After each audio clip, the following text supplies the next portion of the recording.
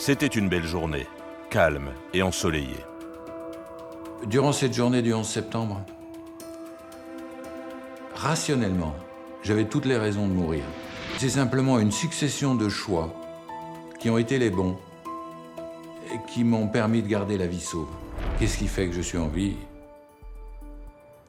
Au fond, je préfère garder ça comme un mystère. Bruno Dellinger, Français installé à New York, a survécu au plus meurtrier des attentats de l'histoire. 2977 victimes au matin du 11 septembre 2001, quand deux avions fous détournés par des terroristes s'écrasent contre les tours jumelles du World Trade Center. À 8h46 ce jour-là, il travaille alors au 47e étage de la tour Nord. C'est le début d'une histoire incroyable, une course pour sa survie. Au même instant, John Pakowski et Colin Richardson prennent leur ascenseur habituel. Pris au piège au 50e étage comme dans un cauchemar, ils doivent s'échapper sans outils de leur cabine prisonnière au milieu des flammes. Comme je le dis, on ne sait jamais quel va être l'outil de sa survie. Brian Clark, lui, a son bureau dans la tour sud au 84e étage, au cœur de la zone d'impact. Au milieu de cet enfer, il va faire l'une des plus belles rencontres de sa vie. La réaction de cet inconnu a été de me dire « Alléluia, je suis sauvé !» Le pompier Jay Jonas vient d'entrer avec son équipe dans la tour Nord. Ce 11 septembre, 343 pompiers et ses compagnons vont tomber au combat dans les tours en feu. Et je suis le seul de ce groupe à avoir survécu. Ils sont tous morts. Bruno Dellinger, John Pakowski, Brian Clark, Jay Jonas, des citoyens ordinaires qui se sont retrouvés pris au piège d'événements extraordinaires. Pour la première fois, le drame du 11 septembre est raconté par 4 survivants, 4 héros piégés à différents étages de l'enfer des tours du World Trade Center. Voici l'histoire de leur combat pour la vie.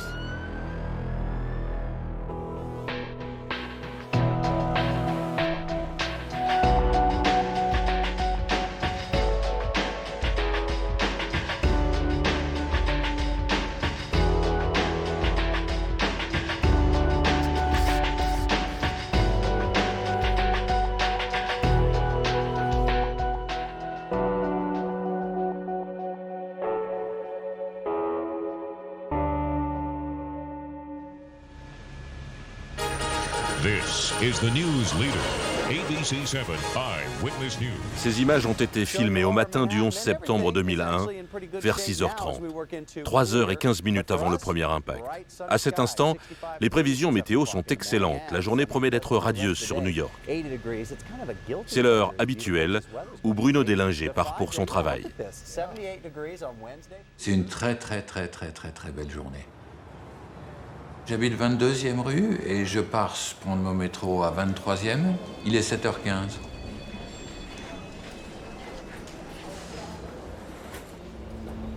Bruno Dellinger, dans son métro matinal, est un chef d'entreprise heureux. Les bureaux de sa société, Quinn Tamasis, spécialisée dans le consulting, sont installés au 47e étage de la tour Nord du World Trade Center. Je descends à Cortlandt. Cortlandt, c'est une station qui a la particularité de rentrer directement dans le centre commercial qui est sous la ville que représente le World Trade Center. Ville dans la ville, le World Trade Center, ensemble de 7 bâtiments, érigés à la gloire de l'économie américaine, a été inauguré en 1973. Les chiffres sont vertigineux. 1200 entreprises, 700 boutiques, 50 000 salariés et plus de 100 000 visiteurs chaque jour. Et ces 2 tours, ensuite, c'est le repère de tout New-Yorkais, puisque partout où on est dans la ville, les 2 sentinelles du bout de la presqu'île de l'île de Manhattan orientent les gens. Les tours du World Trade Center sont le compas du New-Yorkais. La tour Nord, coiffée d'une antenne, et sa tour jumelle, la tour Sud, dressent fièrement leurs 110 étages à 420 mètres de hauteur. Leur devise, l'endroit le plus proche du paradis. À 8h15, j'arrive devant les ascenseurs express. Juste avant de rentrer, j'ai mon complice du jour, le gardien des ascenseurs, un grand noir, qui est d'une gentillesse incroyable. Et on se salue toujours. On arrive au 44e étage, là on descend, et puis on fait 10 mètres de couloir et on va prendre les ascenseurs locaux. Et là, du local, je monte au 47e étage, à l'étage où est ma société, Quinta Massis, et je marche jusqu'au bureau, je vois le nom, et j'en éprouve, je dois dire, une certaine fierté, parce que c'est quand même un rêve d'enfant, d'avoir sa société dans une des plus hautes tours du monde.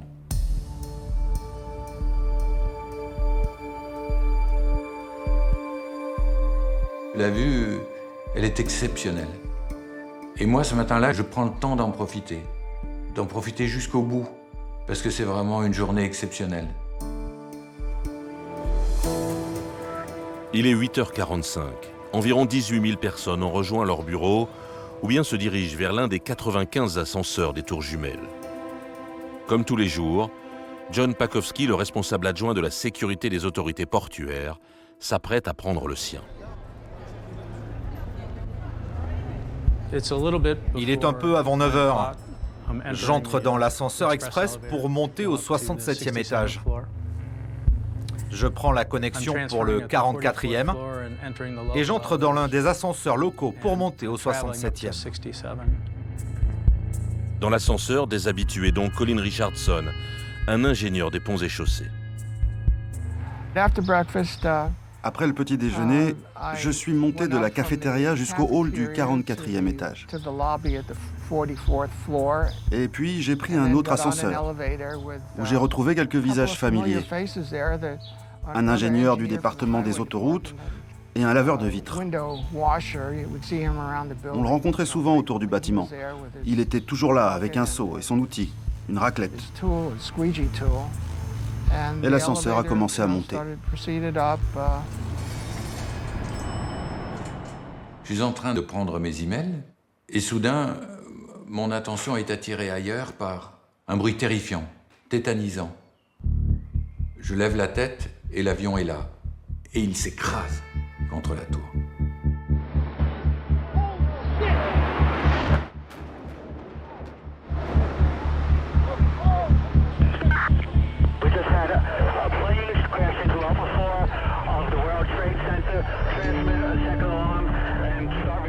À 8h43, le Boeing 767 d'American Airlines, détourné par des terroristes, effectue un dernier virage en direction de Manhattan et du World Trade Center.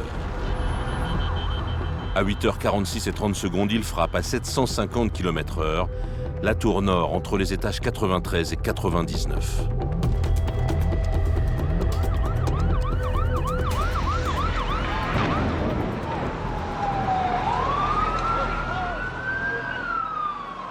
À quelques blocs du drame, au cœur de l'île de Manhattan se trouve la caserne des Dragon Fighters, le surnom des pompiers de Chinatown.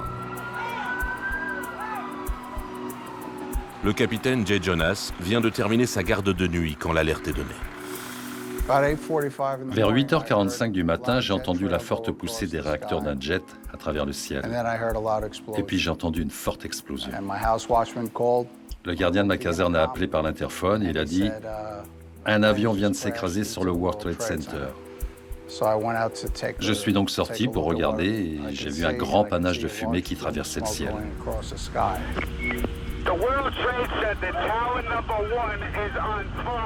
Brian Clark est alors vice-président chez Eurobrokers, une entreprise spécialisée dans le trading installée au 84e étage de la tour sud. À 8h46, il y a eu ce terrible boum-boum. Pas vraiment près de moi, mais je pouvais l'entendre. Et les lumières au-dessus de moi sont mises en quelque sorte à bourdonner. Et je me suis demandé pourquoi les lumières clignotent. Et soudain, juste derrière moi, à quelques mètres de la vitre, au 84e étage, des flammes se sont mises à tourbillonner juste contre la vitre. Et s'ensuit une avalanche absolument incroyable de débris de façade, de kérosène, de morceaux d'avion, de corps peut-être. Tout ça dégringole devant nos fenêtres et devant nos yeux médusés. La sidération est totale. L'inimaginable s'est produit.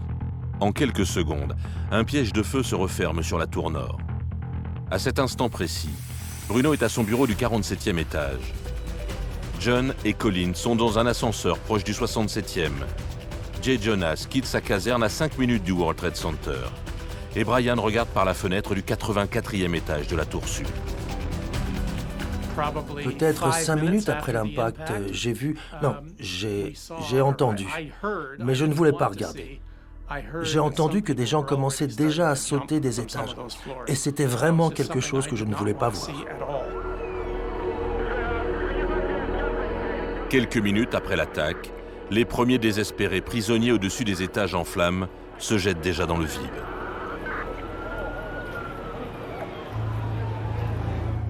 John et Colin, dans leur ascenseur en route pour le 67e étage, n'ont encore aucune conscience du drame quand leur cabine entame sa chute. J'ai eu l'impression que nous étions assez près de mon arrêt au 67e. J'ai ressenti un impact énorme. Il nous a projetés contre le mur. Le bâtiment a tremblé presque comme s'il y avait eu une explosion. Et l'ascenseur est ensuite tombé et s'est progressivement arrêté. Ce n'était pas un arrêt brutal, mais progressif. J'ai donc supposé que les freins d'urgence de l'ascenseur se sont mis en marche et nous nous sommes arrêtés. Nous avons essayé de communiquer par l'interphone de l'ascenseur, mais il n'y a pas eu de réponse. John Pankowski a dit que nous devions sortir d'ici. Et il était évident que nous aurions à le faire par nous-mêmes. Personne ne pourrait venir, personne ne viendrait à notre secours. Ce n'était pas possible. John et Colin ne savent pas qu'ils sont en danger de mort au 50e étage. Des tonnes de kérosène enflammé plongent le long des puits des ascenseurs jusqu'à exploser dans le hall d'entrée. Ce matin du 11 septembre, plusieurs centaines de personnes vont périr dans les ascenseurs du World Trade Center. Bruno Dellinger et Suzanne, mon adjointe qui est dans le bureau à côté, me demande « Mais qu'est-ce que c'est ?» J'ai bien compris ce que c'est, j'ai vu ce que c'était. Et je réponds à Suzanne « Don't worry, it's a plane ». À l'époque, moi, immédiatement, je pense à un autre épisode de la ville de New York, de la vie de New York. C'est un bombardier qui s'est écrasé sur l'Empire State Building un jour de grosse brume dans les années 40. The 79th floor was hardest hit by the crash. Some people thought it was a Jap balloon bomb. L'Empire State Building est toujours là. Et l'inconcevable pour moi qui est de voir quelque chose d'inébranlable, un repère dans ma vie s'effondrer, ne m'effleure même pas. Je me dis, quel idiot, il n'a pas su conduire son avion. Oh, qu'est-ce qu'on va faire? On va perdre 2 jours de travail. L'alerte donnée, les pompiers de toutes les casernes de New York se ruent vers le lieu du drame. Une fois que nous avons traversé le pont, nous avions une vue panoramique sur le bas Manhattan. Et je pouvais voir de grands trous en forme d'avion dans le World Trade Center, et de la fumée et du feu qui en sortaient.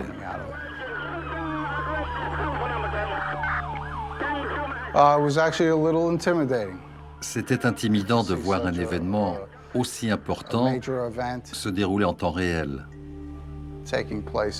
juste devant nous. Et je n'ai pas pu m'empêcher de penser, de me demander combien de personnes avaient besoin de mon aide à ce moment précis. Depuis le premier attentat à la voiture piégée en 1993 contre la Tour Nord, les exercices d'évacuation sont fréquents. Ils donnent un sentiment de sécurité, sûrement trompeur.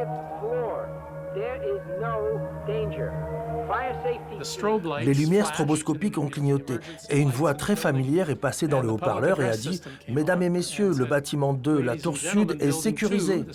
Il n'est pas nécessaire d'évacuer le bâtiment 2. »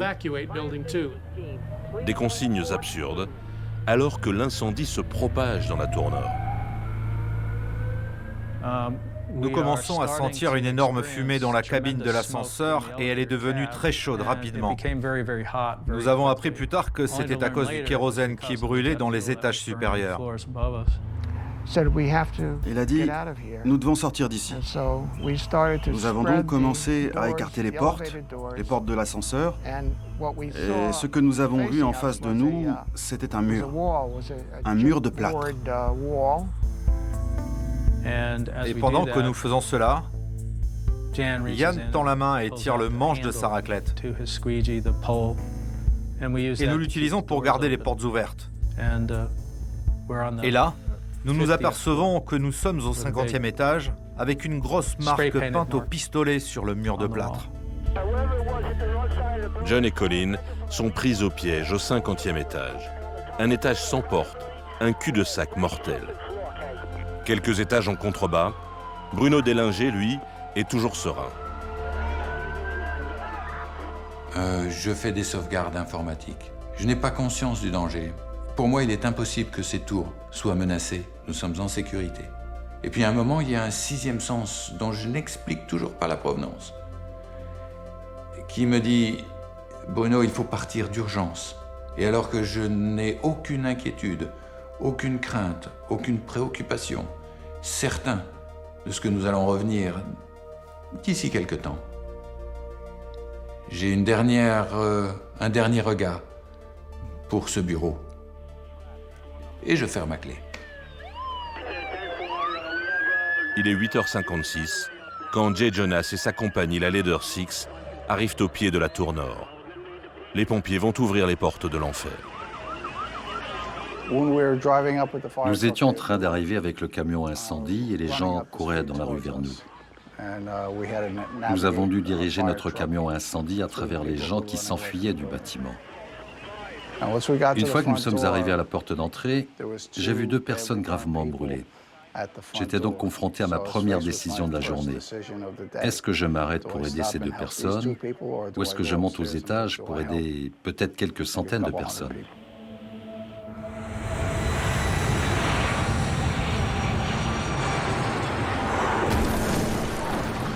Au 50e étage de la tour nord, face à un mur de plâtre, John et Colin sont enfermés dans un ascenseur avec Yann, le laveur de carreaux.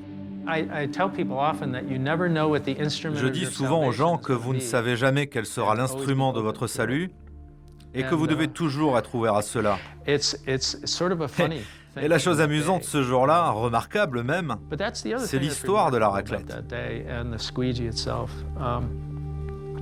Vous savez, je suis là et je fouille dans ma mallette pour essayer de trouver quelque chose que l'on pourrait utiliser. Et il y a Yann, qui ne dit pas un mot, qui est extrêmement calme. Je sais qu'il est effrayé comme nous tous, mais il a proposé sa raclette. Et c'était le bon instrument au bon moment. Vous savez, il y a une partie avec le caoutchouc et le métal, le tout sur un manche. 2 parties. Et donc la partie métallique, bien sûr, a un bord tranchant. Alors Yann a sorti la raclette de son seau et a retiré la lame. Il a commencé à percer un trou dans le mur, presque comme un démon au début. Nous avons dû le faire reculer pour qu'il se repose. Nous avons pris la lame de la raclette à tour de rôle pour essayer de creuser un trou. Et après un petit moment, nous avons réussi à faire un trou suffisant pour avoir un peu d'air frais. Et puis on a fait tomber la lame de la raclette. Oui, il y avait un trou. Il y avait un trou, un petit espace entre la cabine de l'ascenseur et le mur de l'enceinte de l'ascenseur. Nos cœurs se sont arrêtés. Mais Yann, sans un mot, en fait, je ne sais pas s'il a dit un mot de tout ce temps, a pris le seau et a sorti la poignée de la raclette cette fois. Et ce que nous avons fait, c'est utiliser la poignée pour faire comme une croix dans le mur, aussi profonde que possible. Nous avons commencé à sectionner le mur pour faire un trou assez grand pour essayer de sortir. Au 47e étage, Bruno Délinger est face à un dilemme. Il doit choisir entre suivre les autres dans leur fuite ou suivre sa conscience.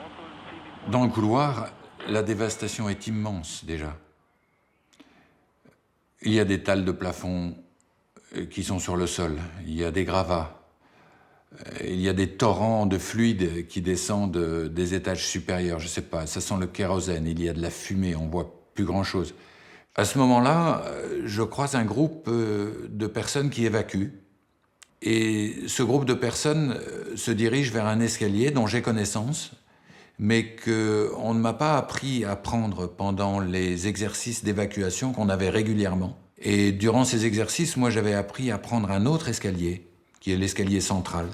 Donc, je me dirige vers l'escalier central pendant que ce groupe qui s'éloigne de moi et que j'avais envie de rejoindre se dirigent vers l'autre sortie. Mais eux sont morts. Et alors que nous sommes partis ensemble, moi je suis vivant aujourd'hui.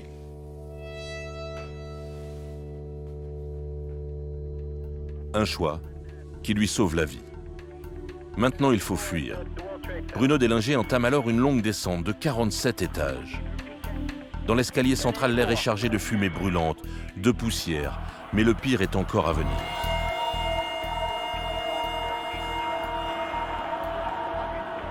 Il est 9h03. Quand le vol 175 d'United Airlines se jette à 950 km/h contre la tour sud du World Trade Center. En moins d'une fraction de seconde, l'avion disparaît dans la tour et les 36 000 litres de kérosène embarqués s'enflamment dans une terrible explosion.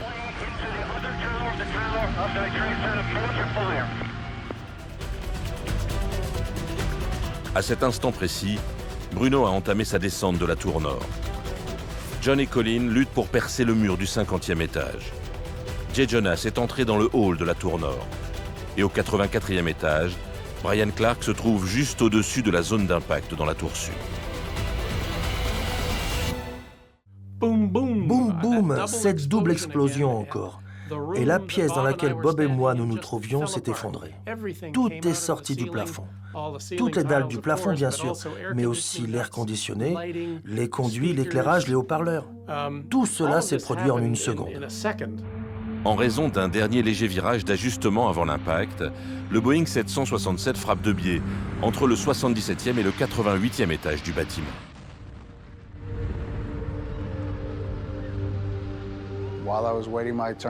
Pendant que j'attendais mon tour pour recevoir des ordres du chef qui dirigeait les équipes, Pay Hayden, le chef adjoint de la première division à l'époque, j'ai vu une grande ombre noire sur le sol et nous avons entendu une forte explosion. Et puis j'ai vu des morceaux de débris enflammés descendre à l'extérieur du bâtiment dans lequel j'étais. Et je ne savais pas ce que c'était. J'ai pensé que c'était peut-être une sorte d'explosion dans notre bâtiment. Mais un homme est entré en courant de l'extérieur et a dit qu'un deuxième avion venait de frapper la tour sud. J'ai compris à ce moment-là que nous étions attaqués.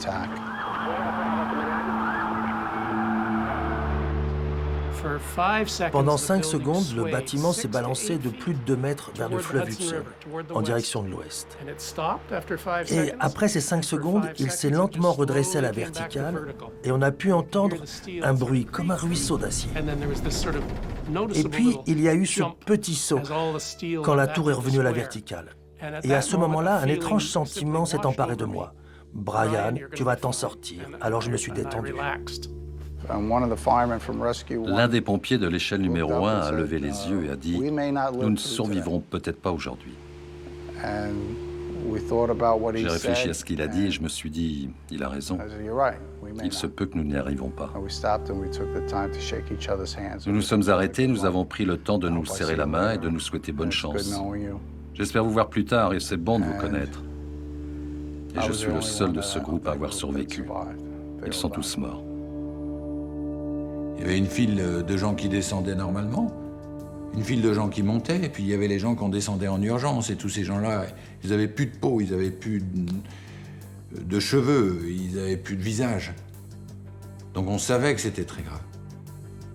Mais tout le monde restait calme. Les gens qui descendaient étaient très heureux de nous voir, car en nous voyant, ils comprenaient qu'il y avait une issue possible. Nous représentions l'espoir pour eux.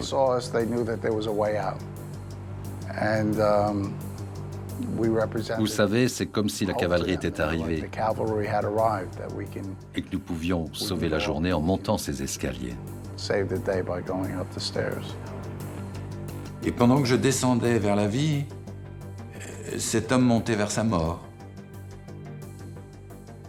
C'est quelque chose de très troublant pour moi, bien sûr.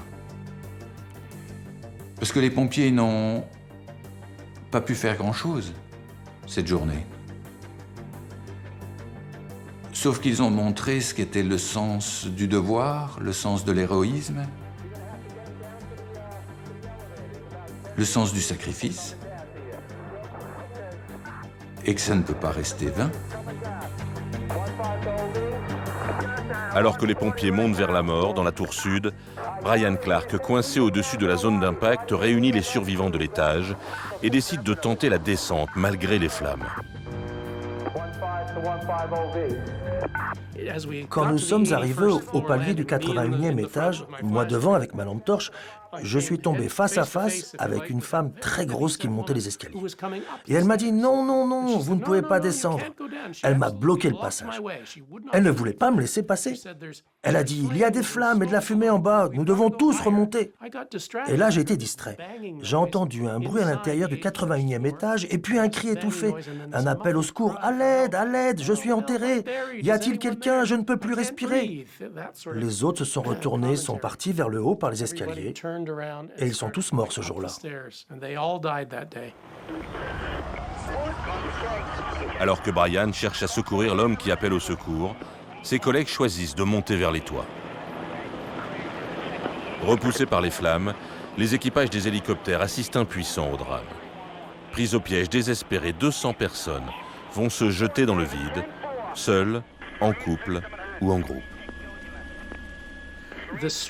La voix de l'étranger qui appelait à l'aide était en gros à 20 mètres. Alors que je me rapprochais de plus en plus de cette voix, il me guide « À gauche, non, non, de ce côté ». Et je réagis à sa voix, je ne vois encore rien. Et quand je me suis approché de lui à quelques mètres, il me dit « Peux-tu voir ma main? Tu vois ma main ?» Et en bas, près du sol, à travers un trou dans le mur, il y avait 7 mains qui faisaient des signes. Et j'ai tourné la lumière vers elle, au-dessus des bras. Et derrière un trou dans le mur, j'ai vu la lumière briller dans ses yeux. Et la réaction de ce total inconnu a été de dire « Alléluia, je suis sauvé ». Alors je lui ai dit, la seule façon de sortir de là est de passer par-dessus le mur. Alors il a sauté une fois et je l'ai juste manqué. J'ai dit, tu dois le faire. Il est remonté une deuxième fois. Je me suis accroché sous quelque chose, son aisselle je suppose, et je l'ai soulevé lentement. Et nous sommes passés par-dessus le mur, puis le bureau s'est renversé en quelque sorte. Nous sommes tombés, lui sur moi, et en guise de gratitude, il m'a donné un gros baiser. Alors j'ai reculé, je me suis épousseté et j'ai dit « Je suis Brian ». Et il m'a dit « Je suis Stanley ». Et il a dit « Nous serons frères pour la vie ». J'ai dit « Ok, nous serons frères ». Et puis j'ai remarqué que j'avais une plaie à la paume droite. Et il avait une plaie sur une de ses paumes. Et j'avoue que c'est moi qui en ai eu l'idée, ce qui n'est pas forcément quelque chose qu'il faut faire à notre époque. Je suis donc celui qui nous a frotté les mains ensemble, comme on dit. Alors, je suis maintenant frère de sang avec cet étranger. Brian est encore émerveillé quand il raconte l'histoire miraculeuse de son frère de sang. Un miracle, Stanley, l'unique survivant de son bureau, en est persuadé. Un ange a soulevé l'aile du Boeing fou au dernier moment pour l'épargner. Stanley travaillait pour la banque Fuji. Ses bureaux se trouvaient au 81e étage de la tour sud. Il avait donc une vue sur le port de New York. Le téléphone sonne, il décroche le téléphone. C'est une femme de son bureau de Chicago qui dit « Oh, je ne voulais pas qu'on réponde au téléphone, nous voulons faire sortir tout le monde de là. » « Pourquoi ? » « Notre bâtiment est sécurisé, dit Stanley. » Elle dit « Non, non, vous ne comprenez pas qu'un avion a frappé la tour nord, vous devez partir. » « Non, ils nous ont dit que c'est sécurisé. » Et ils regardent par les fenêtres sud, au-dessus du port, et au-dessus de la statue de la Liberté arrive le second avion. Il ne savait pas ce qui allait se passer, mais il commence à comprendre. Cet avion se rapproche de plus en plus de lui. Et il réalise ce qui va se passer. Au dernier moment, heureusement, le bout de l'aile droite est allé plus haut et le bout de l'aile gauche est allé plus bas. Sa Bible était ouverte sur son bureau et il a plongé sous le bureau en disant « Seigneur, je suis entre tes mains !»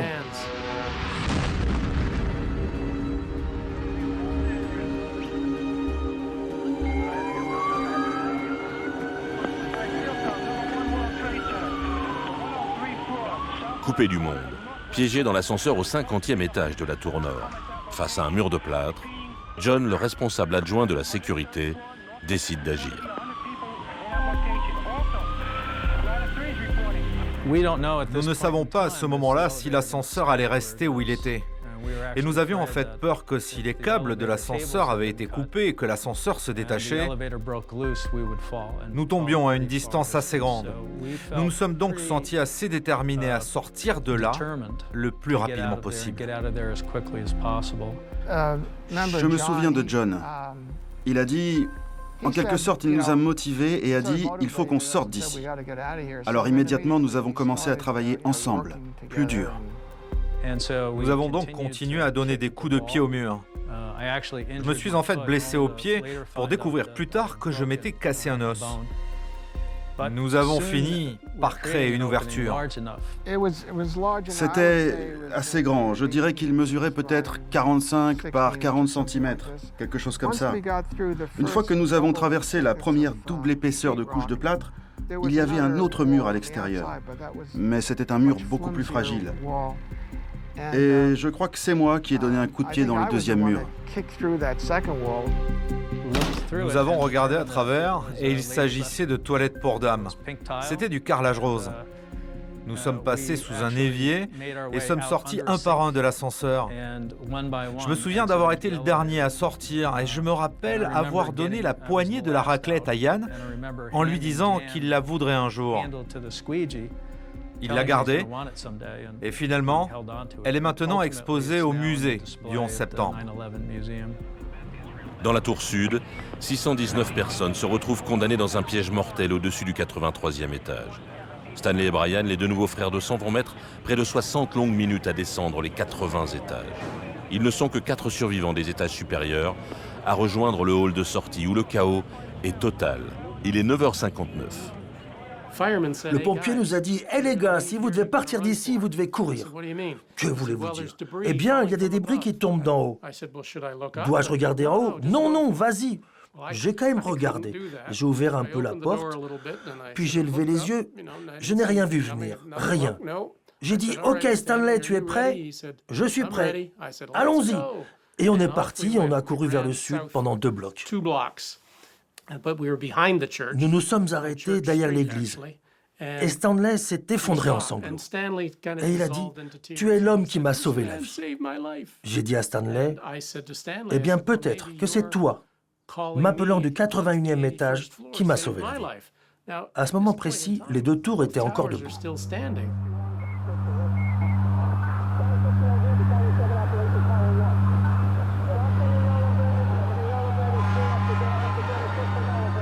Dans la tour nord, on laisse passer des pompiers, des brûlés, des blessés qui descendent. La confusion est totale dans l'escalier central en fumée, quand Bruno Deslinger sort enfin à l'air libre. Il se pense à l'abri quand il arrive à l'angle de Broadway et Fulton, près de la Chase Bank. Je fais 2 pas, je me retourne, je lève la tête et je vois la tour en feu. J'en crois pas mes yeux, c'est des flammes oranges, une fumée noire. Je fais 2 pas de plus. Je me retourne de nouveau parce que je n'arrive pas à y croire. À ce moment-là, la tour numéro 2 s'écroule. La tour, c'est comme des hanchers au sommet, et puis boum, boum, boum, boum, étage par étage, comme des pancakes, des crêpes.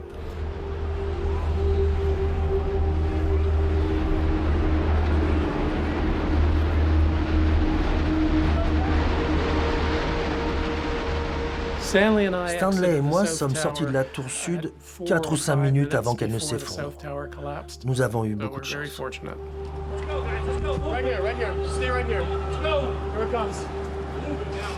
Je pense à un endroit où je peux peut-être me réfugier si je cours très vite. C'est un abri de distributeurs de billets, où il y a des piliers et où je pense peut-être pouvoir me protéger. Le monstre approche, et puis d'un seul coup, il frappe. Et là, je me retrouve dans un tourbillon de violence. Et d'un seul coup, alors que tout s'écrase contre les façades, contre moi, tout devient noir. Vous voyez une nuit?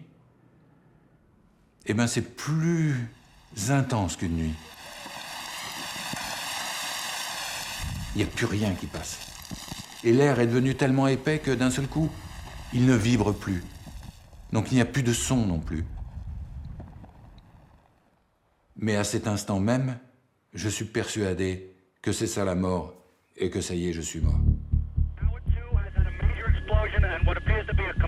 Bruno est englouti par ce nuage de débris, alors que le capitaine Jay Jonas poursuit la montée de la tour nord. J'étais au 27e étage. J'entends un fort grondement venant de l'extérieur, un bruit terrible. Mon bâtiment a tremblé d'avant en arrière, comme si nous étions sur un bateau en mer. Je savais que notre temps était compté, que nous n'arriverions peut-être pas à sortir de ce bâtiment.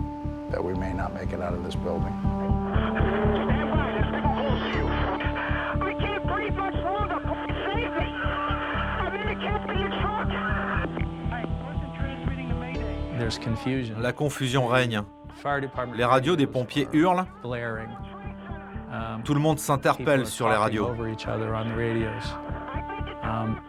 Ce que nous apprenons maintenant, c'est que l'appel à la retraite a été lancé aux pompiers, appelant tout le personnel à évacuer. J'ai donné ordre à mes hommes. Je leur ai dit que cette mission n'était plus faisable. Il était temps pour nous de sortir d'ici. Nous avons donc commencé à descendre par l'escalier B de la tour nord.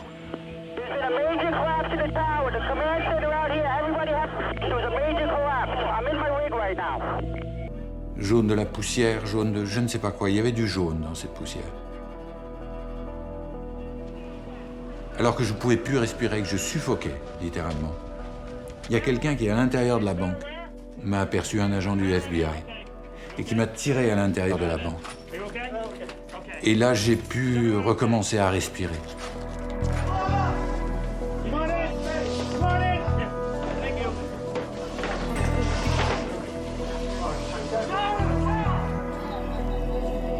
Un paysage d'apocalypse attend John et Colin, les rescapés de l'ascenseur de la tour nord, après 45 minutes de descente vers le rez-de-chaussée.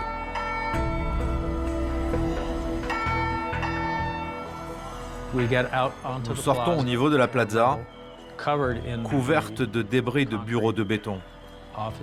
Des grandes poutres sont éparpillées partout, presque comme si un géant venait de broyer avec ses mains le World Trade Center.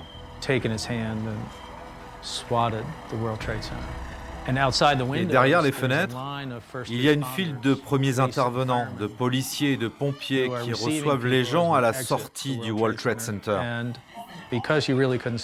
On ne pouvait pas voir très loin, les gens étaient désorientés. Alors les pompiers nous prennent littéralement par les épaules, nous orientent pour nous aider à partir.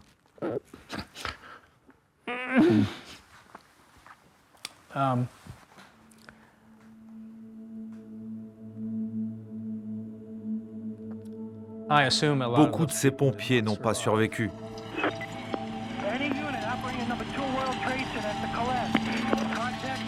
Civils piégés dans les étages, pompiers massés au pied des tours, la mort n'épargne personne. Dans la tour nord, Jay Jonas et ses pompiers sont descendus jusqu'au 20e étage. Quand nous sommes arrivés au 20e étage, nous avons rencontré une femme qui se tenait devant la porte. Elle pleurait. Elle s'appelait Joséphine Harris. Elle était comptable pour l'autorité portuaire et elle était descendue seule du 73e étage. Alors que nous descendions, Joséphine Harris marchait de moins en moins bien. Nous avons passé ses bras autour des nôtres pour l'aider à descendre les escaliers. À partir du moment où nous avions quitté le 27e étage, nous savions que l'horloge tournait. Pour le capitaine et ses hommes, et Joséphine qui les ralentit, un contre la montre, un contre la mort s'est engagé.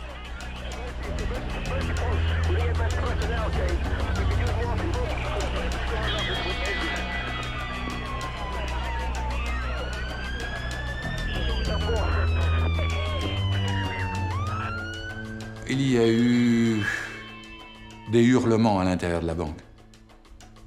Et les gens nous ont demandé de descendre dans la salle des coffres pour nous protéger. Parce qu'il y a des gens qui disaient la tour numéro 1, ça va s'écrouler. Et moi, j'avais la tripe tordue par cette perspective. Depuis la banque où il a trouvé refuge, Bruno Délinger jette un dernier regard à sa tour de bureau. Son rêve américain. Une fois que nous sommes arrivés au 4e étage, Joséphine Harris est tombée par terre et elle a commencé à nous crier de la laisser tranquille, de ne pas la toucher, de simplement l'abandonner.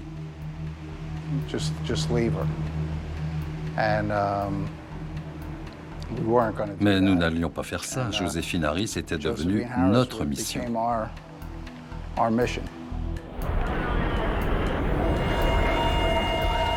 Il est 10h28, 102 minutes après l'impact. Jay Jonas, son équipe et Joséphine sont arrêtés au 4e étage quand la tour nord s'effondre sur elle-même.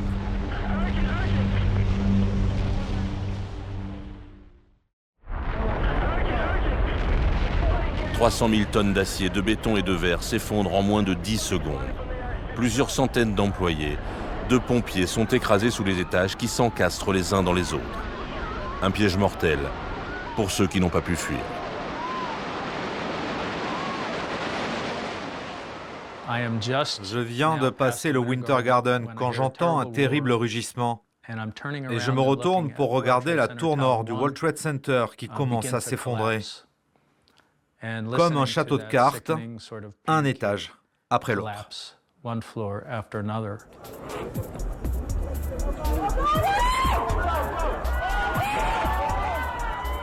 Les tours jumelles avaient été conçues, dessinées, bâties pour résister à tout, même aux attaques d'avions. Une structure révolutionnaire de poutres d'acier, de planchers en béton et des façades d'aluminium et de verre. Mais quand lancé à 750 km/h, le Boeing 767, chargé de 38 000 litres de kérosène, traverse et explose au cœur de la tour nord. La dévastation est totale. 37 colonnes de soutien sur 60 de la façade sont instantanément découpées et 9 des colonnes centrales emportées. Le feu va faire le reste. Chauffées à plus de 800 degrés, les dernières colonnes vont perdre leur capacité à tenir la charge et se plient vers l'intérieur. Alors, emportée par son poids, la tour s'effondre sur elle-même.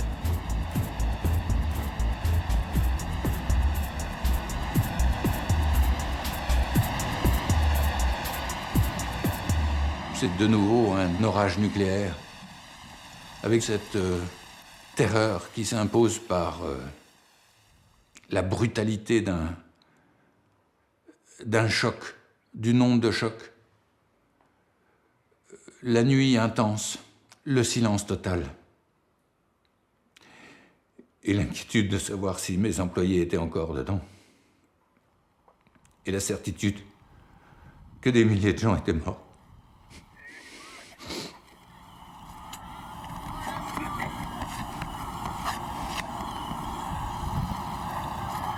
Que s'est-il passé? Elle s'est écroulée. Les étages supérieurs sont tombés. J'ai vu un nuage et une pluie de l'enfer. J'ai 69 ans, mais j'ai réussi à courir. Il doit y avoir des pompiers piégés là-dedans. 106 étages viennent de s'écrouler sur leur tête. Mais miracle, le capitaine et ses hommes, et Joséphine, sont vivants et emmurés dans une bulle de béton et de ruines au 4e étage.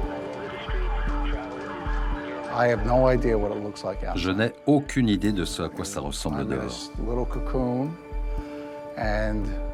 Je suis dans ce petit cocon et dans mon esprit, nous étions encore en vie. Le bâtiment n'a pas pu s'effondrer. Ce que le capitaine Jay Jonas ne sait pas, c'est qu'il n'existe plus rien au-dessus de sa tête, au-dessus du 4e étage. La tour nord a littéralement disparu. À ce moment-là, une fois que nous avons réalisé que nous ne pouvions pas sortir, j'ai compris que nous étions piégés. D'habitude, nous sommes de l'autre côté. Vous savez, c'est nous qui secourons les autres, mais cette fois, c'est nous qui avions besoin d'être secourus. C'était un peu surréaliste de transmettre ce message radio disant que j'ai besoin d'aide, que je ne peux pas m'en sortir.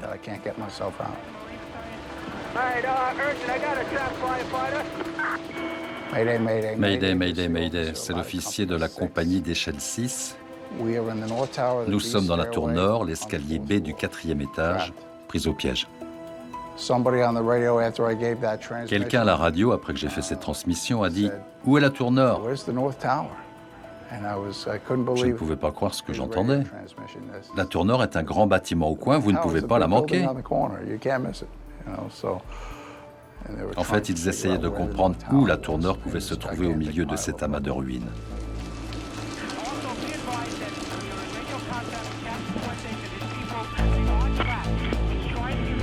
11h, le capitaine Jay Jonas réussit enfin à établir un contact radio. Mais lui et ses hommes sont impossibles à localiser au milieu de centaines de milliers de tonnes de gravats. Il n'y a plus de repères, il n'y a plus rien. Le World Trade Center n'existe plus. Je suis rentré chez moi à pied. Et en sortant de cette banque, j'avais des gravats, mais jusqu'aux genoux peut-être.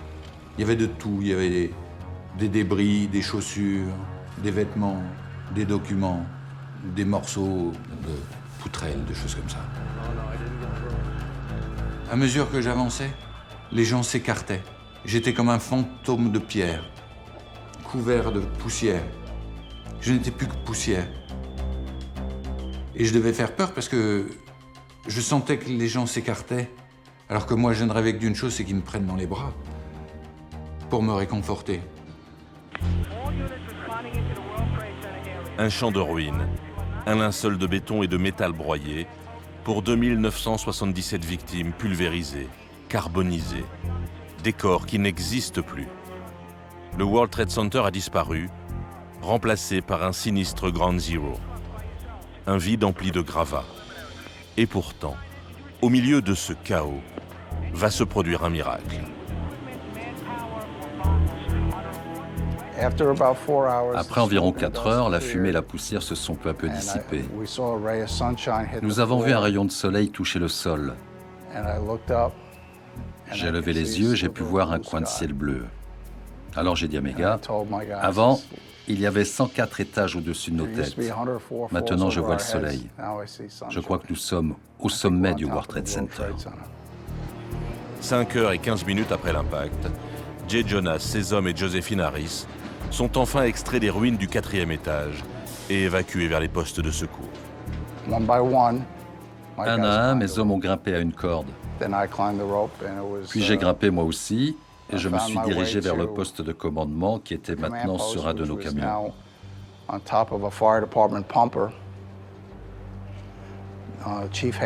Le chef Hayden était sur le toit. Je suis arrivé au pied du camion citerne. Il m'a regardé d'en haut, je l'ai regardé d'en bas et nous avons commencé à pleurer tous les deux en même temps. Il m'a dit « Jay, c'est bon de te voir, c'est juste bon d'être ici. » Je lui ai fait un salut. J'ai dit « Mes gars sont blessés, on en a fini pour aujourd'hui. » « Ok, allez aux ambulances et faites-vous soigner. » Ce 11 septembre, 343 pompiers du Fire Department of New York ont perdu la vie. Des collègues, des amis, des frères. La première chose que j'ai faite, c'est d'aller sous la douche. De prendre une douche, mais interminable. Chaude, chaude, chaude, pour me laver de toute cette détresse, et de toute cette tristesse et de toute cette cendre qui était partout en moi. Et là, des images commençaient à sortir sur les télévisions, donc je me suis mis devant. Et en boucle, j'ai regardé pour essayer de comprendre. En boucle, pendant des heures et des heures. Abruti par le choc. And then the other, a brutal orgy of terror and grief that the president tonight vowed to avenge. The search is underway for those. Malgré les recherches des centaines de pompiers et secouristes, seules 3 autres personnes seront secourues des ruines après le sauvetage du capitaine Jay Jonas, de ses hommes et de Josephine Harris. The mayor's office too went into high gear with a massive rescue and cleanup effort. It will result in the end in a lockdown of Manhattan below. Vous pouvez argumenter que nous n'étions pas au bon endroit à cause de Josephine Harris. Mais elle a choisi cet endroit pour s'arrêter. Si elle n'avait pas fait cela, nous aurions été plus bas dans l'escalier. Si vous étiez dans le hall, vous étiez tué, vous ne sortiez pas. Ils l'avaient surnommé leur ange gardien. Alors 10 ans plus tard, toute la Leader Six en larmes est présente pour accompagner une dernière fois Josephine Harris.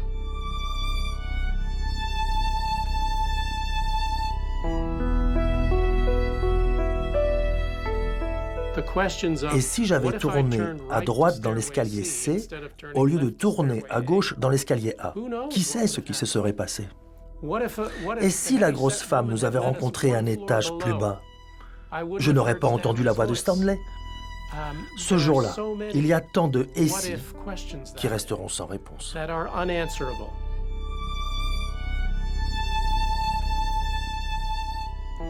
Il y a toute la fierté aussi de ce que j'ai appris durant ces journées terribles, de la générosité de l'humanité, de sa capacité incroyable à faire face à l'adversité, à toujours reconstruire. 20 ans plus tard, c'est cet optimisme qui me parcourt. C'est plus l'horreur qu'a pu m'inspirer quelques instants l'humanité. C'est la conviction que on a tous la maîtrise de nos vies, individuellement, et qu'on a le choix d'en faire ce qu'on veut. Bruno Dellinger, Brian Clark, John Pakowski, Colin Richardson, Jay Jonas, tous ont été pris au piège au cœur de l'enfer des tours jumelles. Le courage, la solidarité, le sens du devoir et parfois la chance ont fait d'eux des survivants.